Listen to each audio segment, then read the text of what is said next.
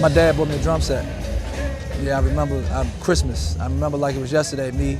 I had on these tighty-whitey underwear and a John Riggins shirt. I'm a Washingtonian, so a John Riggins jersey, and I remember seeing it. And the first beat I got on the drums and played was boom, chop, boom, boom, chop, boom, boom.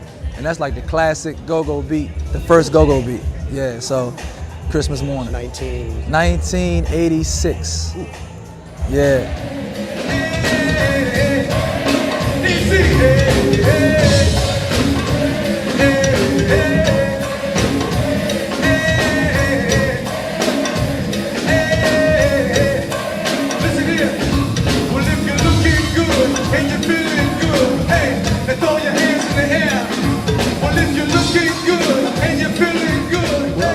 Chuck Brown is the founder, is considered the Godfather of go-go, and he explained to us how it came about.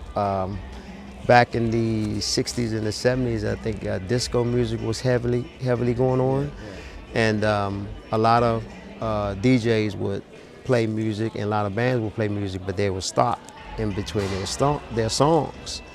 So Chuck Brown had a vision and an idea. Hey, let's keep this music going without taking breaks.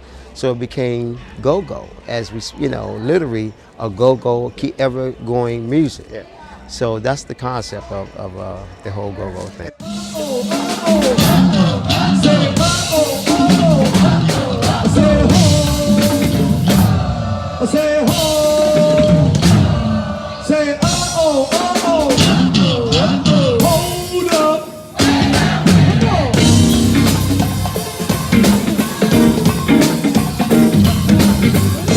The crowd is just a part of go-go as the band is.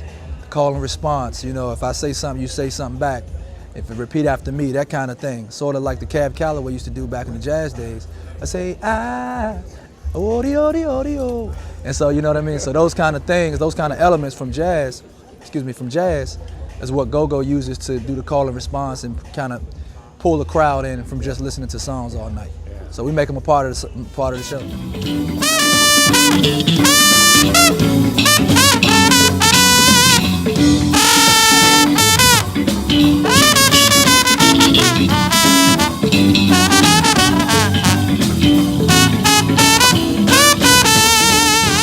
You see all the energy in one room, and everybody's responding, going back and forth with the band. It's just amazing to see.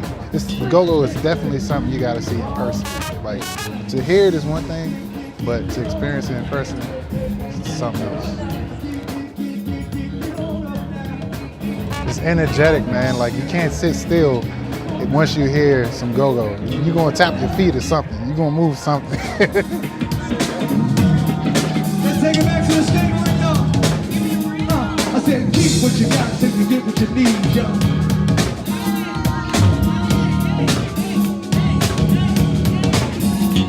I said, you got to get relaxed till you get what you need sometimes, yo. My freshman year in college, there was a piano that would be in the lobby. And, typically everybody would just walk past it. But me and maybe like two of my teammates would just sit down and I'd just be fiddling around with it, playing it. And one time after one of my games, my dad had seen me just sitting down playing something. He was like, all right, let me show you something, son.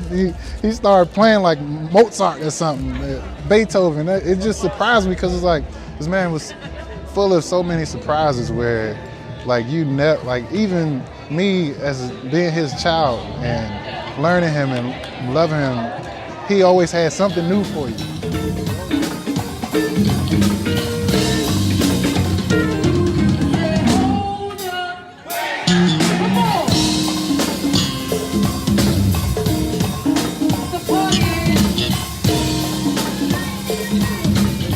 My dad, he would use like old tunes from like Duke Ellington and Louis Jordan, and he would do them in such a way that he made them his own.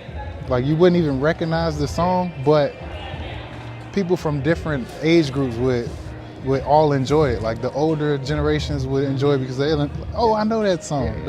that's Duke Ellington, or that's whoever my dad would be playing at the time. And then the younger crowd, they would enjoy it as well because it gets them up, it gets them dancing, it gets them moving. So I think within go-go you can find something for everybody.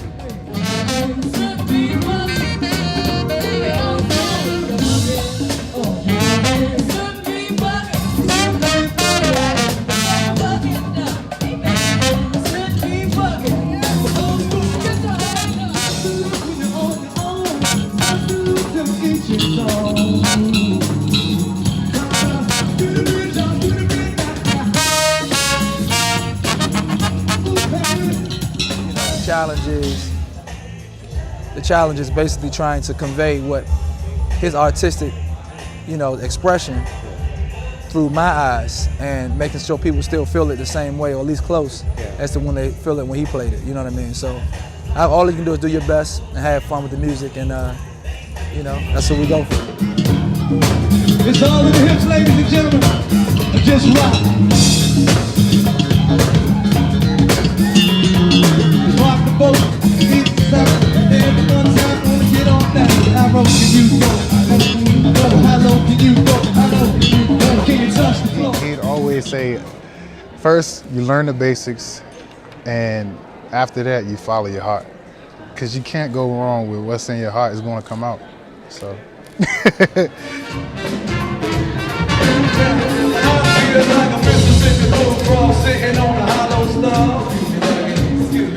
I said I got so many problems I don't know which way to jump. I said that each and every dollar that I come across goes into my gas tank and all my exhaust. I need some money.